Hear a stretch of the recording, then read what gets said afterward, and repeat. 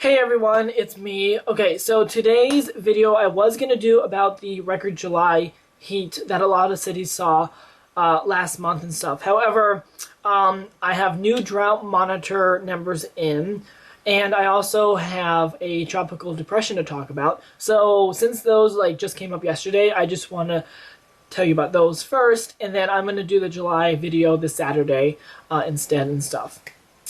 So first thing is first, with the drought. We just got numbers in earlier this morning, and for the U.S., it has been getting worse again, unfortunately. Severe drought, same percentage as last week at 46% for the whole entire nation. For exceptional drought, like extreme drought, it has gone up like 1%, 22% now this week from 21% last week. Not a big difference, but still, it's going up. It's not going down. So it's getting worse, which is bad. Okay? Okay. And then I just want to highlight some of the states that have been hit like the worst and stuff. Missouri, probably the top state that has just seen drought conditions just deteriorate the past several weeks. Last week, 69% of Missouri was in severe to exceptional drought. This week, the whole entire state is up to 93%. That's a 24% difference. That's like a lot. And that's bad and stuff. It's just been very hot and dry with that high ridge of pressure over the central U.S. and just no rain, unfortunately. So Missouri probably the hardest hit state. Nebraska, another very hard hit state. This week it's 83% severe to exceptional drought. Last week it was 64, so up about 20%. A couple other of the states, I have them up here on my computer. Arkansas, Oklahoma, Tennessee, Kentucky, Georgia, Minnesota, Wisconsin, and Ohio.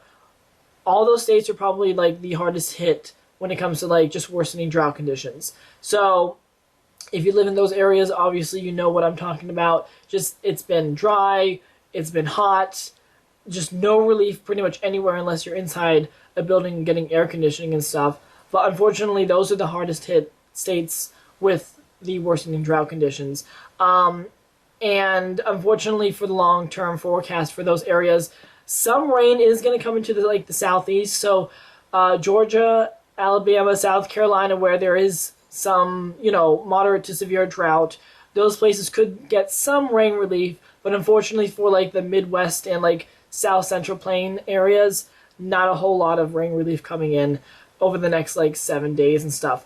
Ohio River Valley, maybe some areas of showers and thunderstorms coming up next week, but nothing to really put a big dent into the drought, unfortunately. We really just need a big tropical storm to just come in and rain over these areas for a good day or so with 10, 15 inches of rain, which I know sounds bad because obviously you get flooding and all that, but just to help out, just alleviate some of the drought and all that stuff to make just things a little bit more better, so that way we're not paying 150% more for your corn at the grocery store.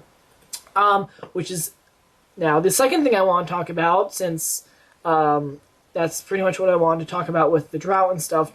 Just getting worse, unfortunately, not really no help right now in the short-term forecast. Long-term forecast, it's a little bit different. We do have a tropical, not storm, it's a depression. It's the 5th depression, so when it becomes a storm, which it most likely will by tomorrow actually, it will be A, B, C, D, E. Our E named storm, which I have no clue what the E named storm is. I know I should, but I just don't know it. Yeah. I'll look that up, though. So where it's located right now is just a cluster of showers and thunderstorms. Obviously, it's 35-mile-per-hour winds sustained with the low-pressure system. It's moving into the Windward and Leeward Islands. There are tropical storm watches up for those islands. So if anyone's vacationing down there, if you're going to go vacation down there this weekend or anything, you're going to hit some squally weather and stuff. Then it's going to be moving into the southern Caribbean.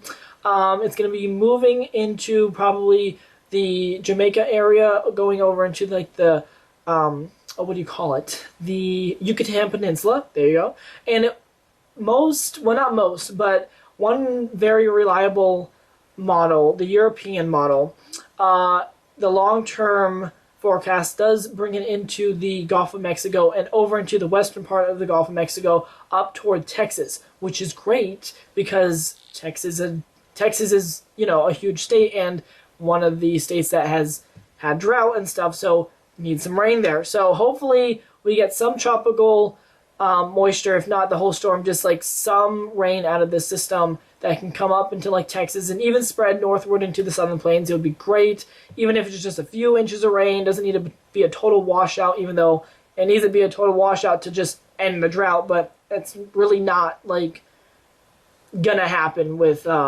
just like one tropical storm. Well, I guess it could, because some tropical storms can, and even hurricanes, and this might become a hurricane, just not in the the short-term forecast, like through the end of the weekend, but middle of next week we could have a very minimal Category 1 hurricane. That name is bothering me. I want to know what the name is. But anyways, tropical storms and hurricanes do obviously produce a ton of rain. Tropical Storm Allison back in 1900 produced like 30 inches of rain, and if that happened like with this tropical storm or hurricane, that would help tremendously in the drought stricken areas. So right now the European model, like I said, is kind of just pushing the system a little bit more toward the US, toward Texas. Some other models say that nothing is really going to happen. It's just going to like dissipate. We don't know yet. It's still like a very 7 to 10 days out until like it gets into the Gulf of Mexico, so we still got plenty of time.